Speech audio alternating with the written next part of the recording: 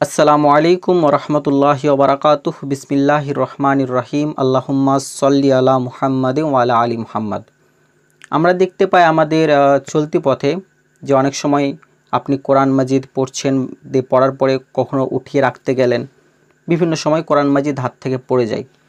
তো একটা প্রথা রয়েছে যে কোরআন মাজিদ যদি হাত থেকে পড়ে যায় তাহলে একদিকে কোরআন চাপাবেন, মানে দাঁড়িপাল্লার ওজন যন্ত্রের একদিকে কোরআন চাপাই আর একদিকে ধান বা গম বা চাল চাপানো হয় এবং সেটা সাদকা করা হয়। প্রথমে আমি আপনাদেরকে বিষয়টা ক্লিয়ার করি যে সাদকা করা খুবই ভালো জিনিস, নো ডাউট, কিন্তু যদি হাত থেকে কোরআন মাজিদ পড়ে যায় তো সেই ক্ষেত্রে এইগুলো করার প্রয়োজন নেই। আপনি কোরআন মাজিদকে বুকে লাগান, মুখে লাগান, কপালে লাগান, চুমু খান, এনাফ, আপনি সেটা সম্মান করলেন। এরপরে আপনি যদি সাদকা করতে চান তো যে কোনো জিনিস আপনি সাদকা করতে পারেন, কিন্তু এটা করতে হবে এমনটা কোনো বিষয় নয়। প্রথমত, কোনো মুসলমান ইচ্ছাকৃত কোরআন মাজিদের বেহুরমাতি, অসম্মান, অমর্যাদা করতে পারে না।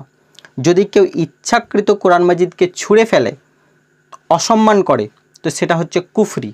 যদি কোরআন মাজিদকে ইচ্ছাকৃত কেউ ছুঁড়ে ফেলে, অসম্মান করে, সেটা কুফরি। তো কোনো মুসলমান ইচ্ছাকৃত তো এই কাজ করে না, কাজেই এই কাজের কাফফারা নাই। যেটা আপনারা এই ওজন করে দিচ্ছেন এরকম কোনো সিস্টেম নেই। শুধুমাত্র কোরআন মাজিদকে সম্মান করেন, দ্যাটস মোর দ্যান এনাফ, সেটা আপনার জন্য যথেষ্ট।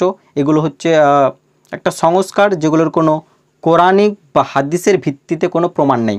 বা আকাবির যারা ওলামায়ে কেরাম উম্মাতের মধ্যে, তারাও কিন্তু এ ধরনের কাজ করেননি, কোনো কিতাবে লিখেও যাননি। কাজেই এগুলো করার প্রয়োজন নেই। আপনি চাইলে যত ইচ্ছা সাদকা করতে পারেন, কিন্তু এইটার জন্য সাদকা করার প্রয়োজন নেই। শুধুমাত্র কোরআন মাজিদকে সম্মান করুন এবং আল্লাহর কাছে ক্ষমা প্রার্থনা করুন যে আপনার অজান্তেই হয়েছে, কিন্তু এটা কোরআন মাজিদের সম্মান, কোরআন মাজিদের প্রোটোকল দেওয়ার জন্য আপনি আল্লাহর কাছে ক্ষমা প্রার্থনা করুন কি মালিক আমার ভুল হয়ে গেছে, বাস, এটা আপনার জন্য যথেষ্ট। আল্লাহ আজ্জা ওয়া জাল আমাদেরকে কোরআন পড়ে, কোরআন অনুসরণ করে জীবন গঠন করার তৌফিক আতা করুন। আসসালামু আলাইকুম ওয়া রাহমাতুল্লাহি ওয়া বারাকাতুহু।